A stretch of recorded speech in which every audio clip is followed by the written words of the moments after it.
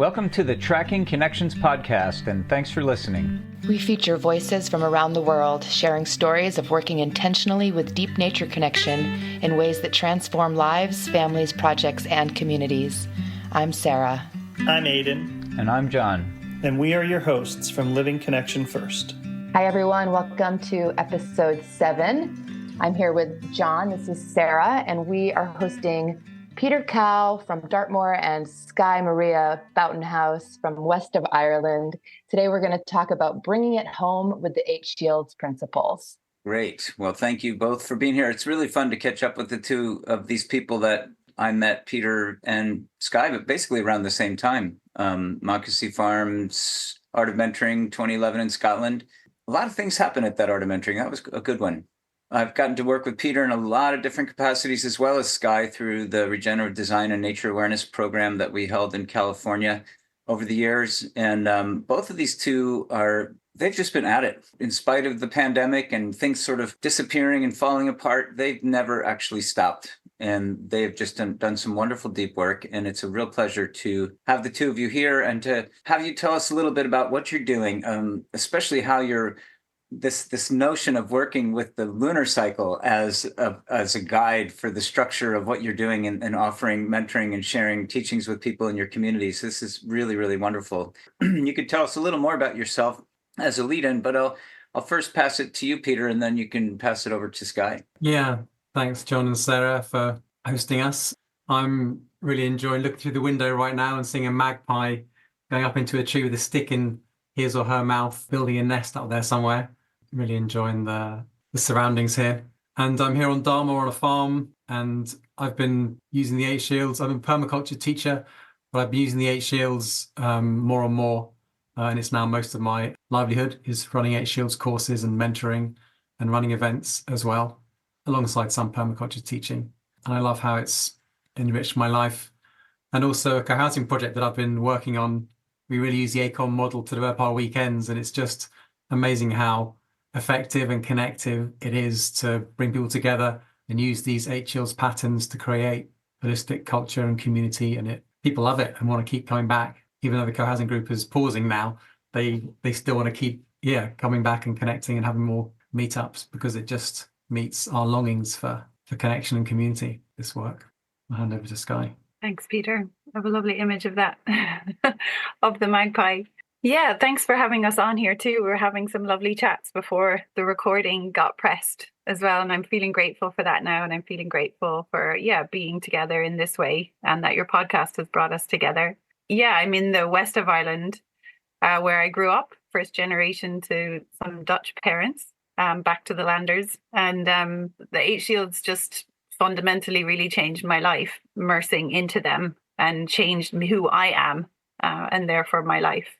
And it was something I was really hungry for at the time, having spent a lot of time looking into conservation and permaculture and different ways of looking at how I could understand what was happening in the world. And then also from that, how I could be of service in this time in a positive way. And the 8 Shields really helped it all come together for me and understand how we could repair our culture.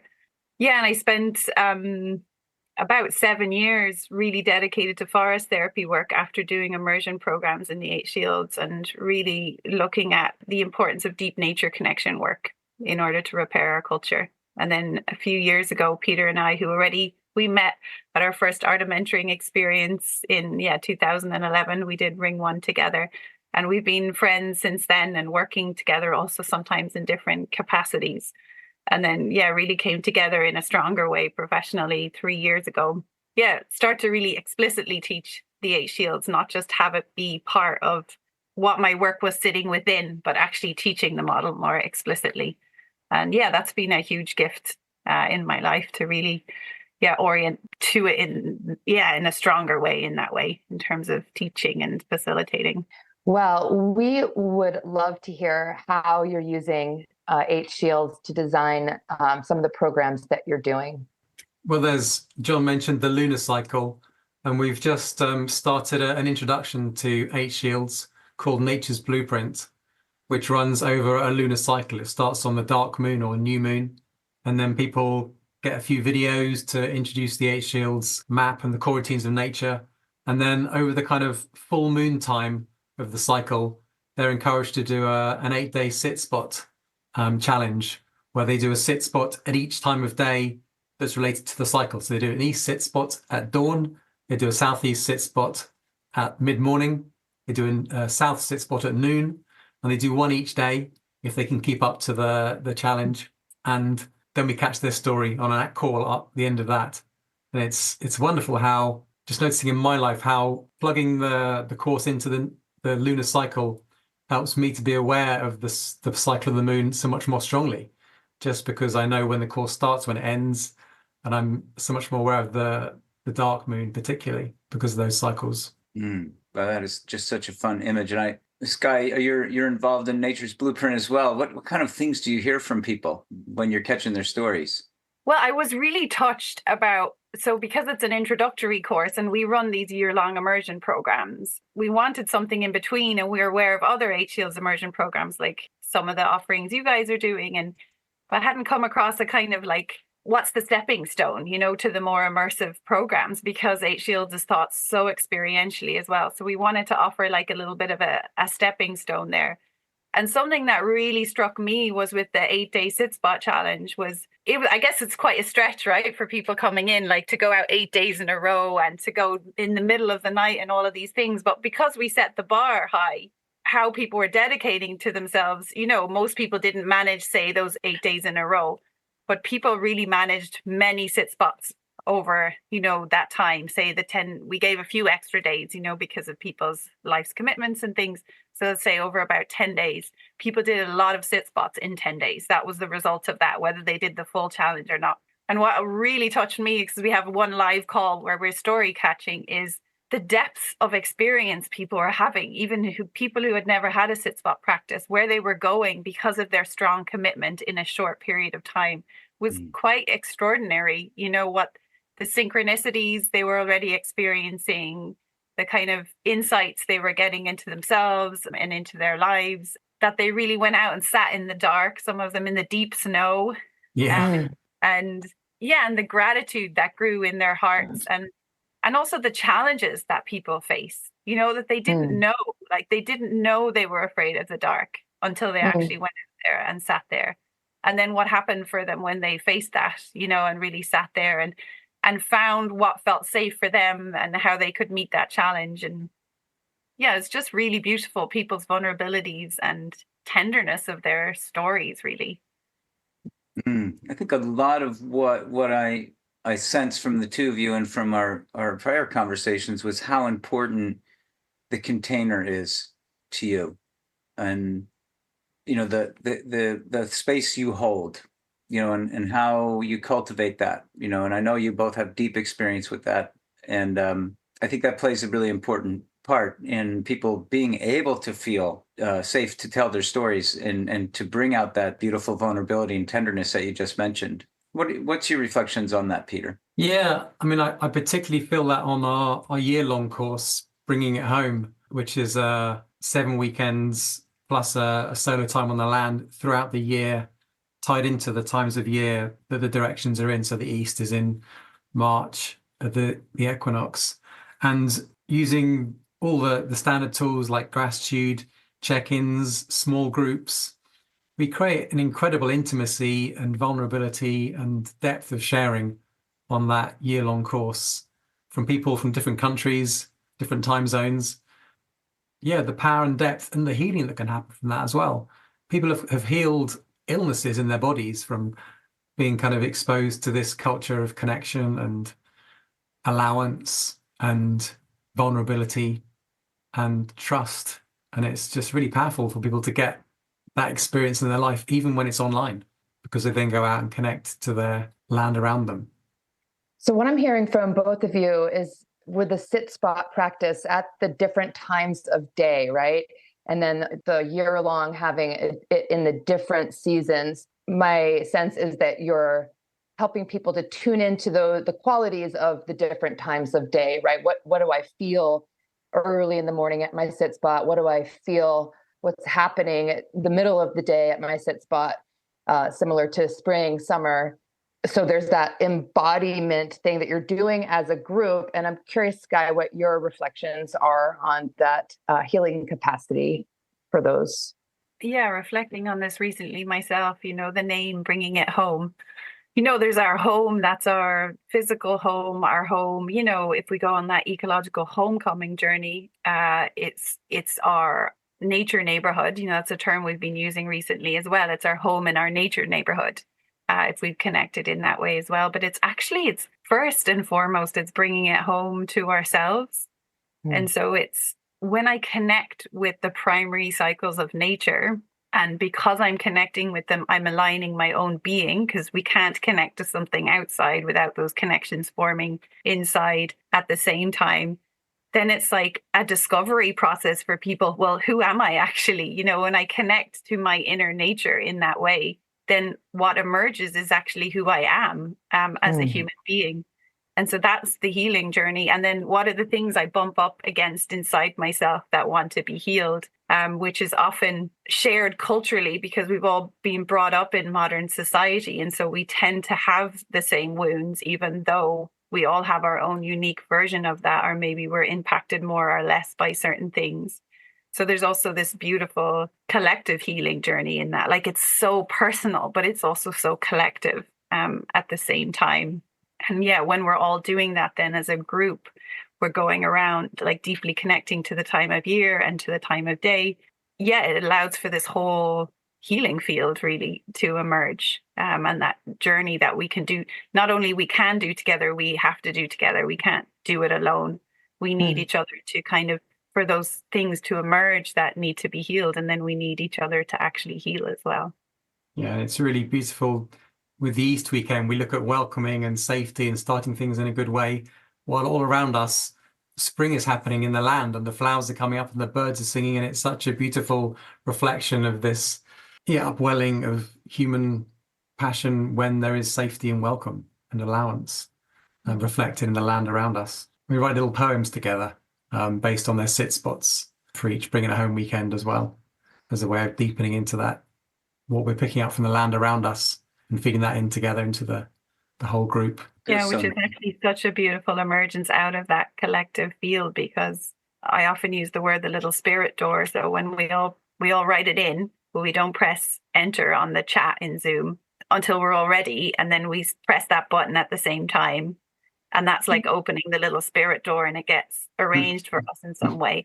And somehow it's always perfectly arranged. Like the last line is so perfect always, And so that's emerging out of all our connections and how we weave those together. Then we somehow find the medicine together of what that direction has to offer us.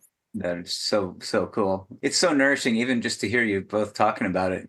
I can feel my own body, my own spirit, drifting into that space right now. Such good storytelling and bringing us there. Thank you for that. Yeah, I wonder, Sarah, if you have any questions around that group energy healing piece.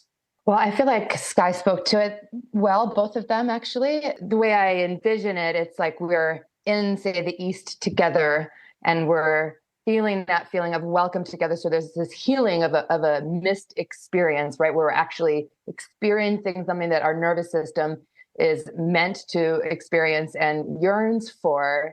And then Sky, you had mentioned earlier about the wound and the capacity for the opportunity for healing to happen when we're in a safe container and we have the actual resources to allow those wounds to move out. And I guess maybe if you have a story or an example of witnessing that, and then how it kind of may resolve coming through to the other side.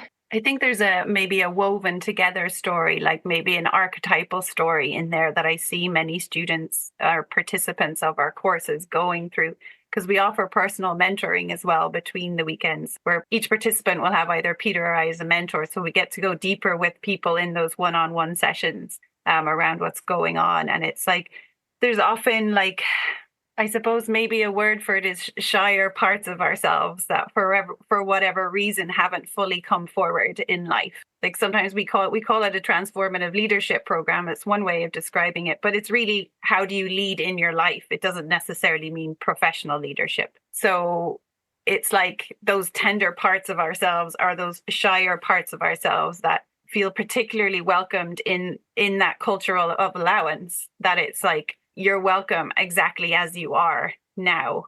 I think stepping into that field enough, which we really emphasize in the East as well, our whole weekend is we're doing welcoming things all weekend, basically, which is embodying that really core aspect of the East Shield. But it's also because that's where we're starting as a group. And then we build on that as it goes along. It really allows for people's full selves to come out. You know, it's the parts that they didn't know were welcomed. And then it's like that bravery that comes when it's like, I'm in a field of a culture of allowance where I know I'm welcomed, whoever I am. And now I can be brave, actually, and bring who I am fully forward. And that's what I've supported people a lot with around. There's an offering they really want to give the world and they know they want to. And from my perspective, often people actually are ready to, but they don't feel ready to yet. Like, I know they have the skills, you know, the particular offering they want to offer the world. I can see them in it. I can see how they speak about things and that they're totally in it. They've embodied it.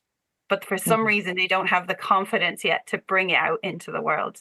And it's really that full welcome that gives them, allows them to welcome themselves, actually, because that's ultimately what needs to happen. It's like a full welcoming to self, and then the courage and the bravery, that comes from being in that field to actually step into that then. And I'm just thinking actually about a participant of ours who did first year, and then she did apprenticed with us. So we take an apprentice on into the South role if someone's done our first year of our Bringing It Home program. And then she just completed the second year as well. And we had talked to her about continuing on maybe with us in a kind of a more staff capacity. And we had a call with her.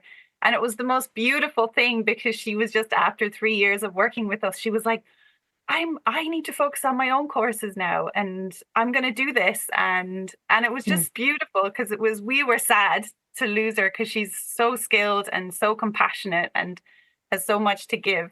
But that's exactly what our programs are about, you know, and she was ready to just fly on her own. And it was just so rewarding to really hold, you know, because people pop in and out at different points, but to really hold someone through this 3-year process and see that happen. It was just a real celebratory call with her. That is beautiful. I'm celebrating with you. That's so amazing. Thank you for sharing that. That example you gave of helping to nurture someone's gifts along, I often call that the mentor's gift. And it can also be the mentor's curse, because you can see something in that person that they don't see in themselves, you know, and it's our job to really cultivate that and bring it up to the fore.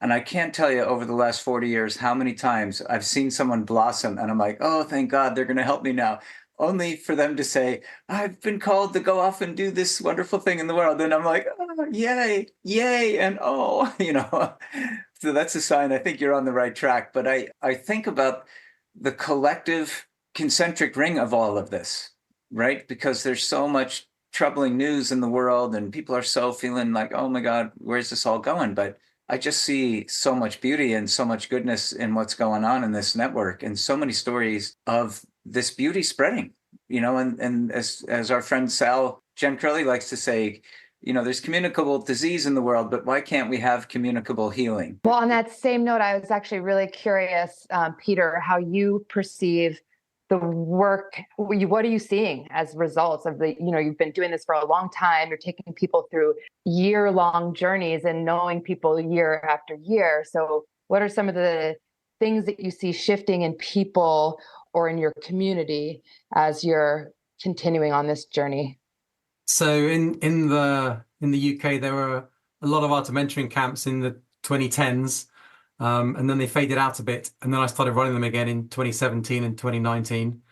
We're about to run another one this summer called a connection camp instead. And what I've seen is that there was a lot of energy around the art of mentorings. And then people, like John said, they kind of took this wisdom and they took it and did something new with it. So there's courses that are tracking with the Kalahari, and they're looking at foraging skills in Dartmoor on a year course. And there's a lot of things that have been seeded and people's passions have come through, and they've had the skills and the knowledge to develop their own businesses and their own programs, very much with the DNA of the 8 Shields as part of that for running the teams and the programs and the course design, but very different topics and contexts. And from graduates from our courses, our year-longs, yeah, I mean, there's a lot of the kind of forest school people. I noticed that there are more and more forest school people that are kind of in training other forest school leaders rather than just being forest school leaders these days, coming through our programs, and that kind of network building around things. How do you see it shifting people on kind of a personal level? Well, there's something about that I remember Mickey Dedger telling me recently about, like, we need to become strangers to each other as well. We need to like really root to our place and then not know each other's places so well because we're so in this place. There's a connecting and there's a commonality, but there's also a celebrating the differences between us and the different places and the different cultures and the microcultures that we live in. So it's a diversifying movement. People kind of finding their own strength and their own place and finding their song to sing, having been given the foundations of these healing, supportive cultures to bring out their gifts. So I'm seeing that there's kind of a seeding of many different things going out from these central big events like the Connection Camp and the Art of Mentoring that are finding new expressions of life and creativity through people. Beautiful. I want to second that. That was beautifully said. Both of you are just, you have nature's blueprint, but I feel like you're also speaking to the blueprint of what really needs to change and heal with our human family on the planet, and you're just really very inspiring. So yeah, thank you both. And we'll be happy to connect you to Peter and Sky and what they do. You'll find links on this podcast page, but also, I'm sure we'll have other conversations with these two because we found in the wander that we had before we hit record, there were so many topics that we wanted to talk about. And we're like, this could be a 5-day podcast. But I'm really happy to have the opportunity to connect with you too, and hope that we can see each other in person again if we ever travel. I feel like traveling is so different now, but I'm happy to be traveling through the internet to be in your company and feeling the strength of both of you, your commitment and your storytelling. Thank you so much. Mm-hmm. Yeah. Thank you, Sky. And thank you, Peter, both for being here and for all the work that you're doing in the world. It's truly inspiring. Thank you both. And I'm just like when we came on before our wandering conversation and I got to see the bobcats and the coyote on your background pictures and just having, really immersed into the 8 Shields in California myself and just, weaving that together with what Peter just said around needing to become strangers to each other again. And I just said no to coming and working at the Connection Camp in the UK, even though I have such a solid 8 Shields tribe in the UK that I absolutely love connecting with, but it's so that I can spend more time here where I am. So it's lovely to loop back in these conversations back to the wider network and also remember some of the magic of different places and different stages of life and communities. And it's been nice to be reminded of California myself as well. I want to give thanks to you for carrying on with this model and finding other new ways to bring it to people and to weave it back into our culture in ways that we so need and the children so need us to be doing. So thank you for championing it for so many years and carrying on in new creative ways. Excited to see how this goes. Wonderful. Yeah. All right, thanks for listening, everybody. Thanks, everyone. Thanks for listening to Tracking Connections. You can find everything related to the podcast and our current offerings at trackingconnections.net. We'll see you next time.